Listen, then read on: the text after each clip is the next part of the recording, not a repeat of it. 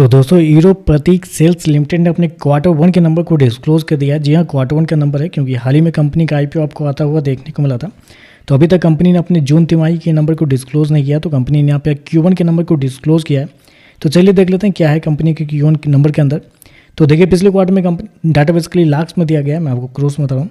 तो पिछले क्वार्टर में कंपनी 73 करोड़ के आसपास का रेवेन्यू जनरेट की थी। बहुत छोटी कंपनी है बेसिकली, आप कह सकते हैं। पिछले साल 48 करोड़ के आसपास, जबकि अभी देखें तो कंपनी के जो रेवेन्यू है वो लगभग 64 करोड़ के आसपास आपको देखने को मिला है। तो साल दर साल देखें तो कंपनी का रेवेन्यू आपको बढ़ता हुआ देखने को मिला है।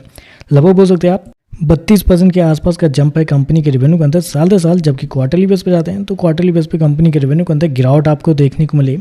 लेकिन इनके जो बिजनेस होते हैं उनके बिजनेस को आपको साल दर साल ही जज करना चाहिए। तो ऐसे साल दर साल देखें तो कंपनी का रेवेन्यू बढ़ता हुआ देखने को मिल रहा है।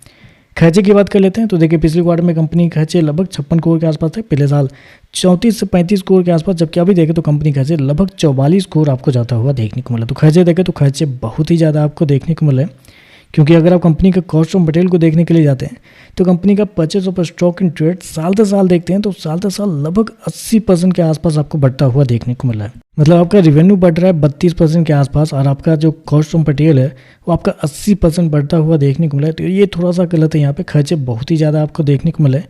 इन्वेंट्री के नाम पे कंपनी को 12.5 करोड़ के आसपास का फायदा हुआ है इस क्वार्टर में, जबकि पिछले साल लगभग 96 लाख का नुकसान हुआ था। तो इन्वेंट्री में एक अच्छा खासा फायदा हुआ है कंपनी को। उसके बावजूद देखें तो कंपनी के खर्चे आपको बहुत ही ज़्यादा आपको देखने को मिले। चलिए कंपनी का प्रॉफिट क्या निकलता है वो देख लेते हैं।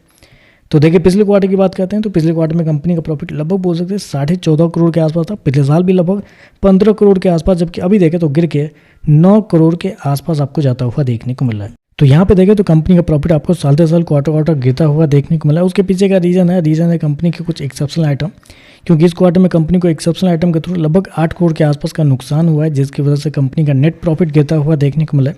अदरवाइज कंपनी का ऑपरेटिंग प्रॉफिट देखें तो वो आपको साल दर साल क्वार्टर बढ़ते हुए ही देखने को मिला है।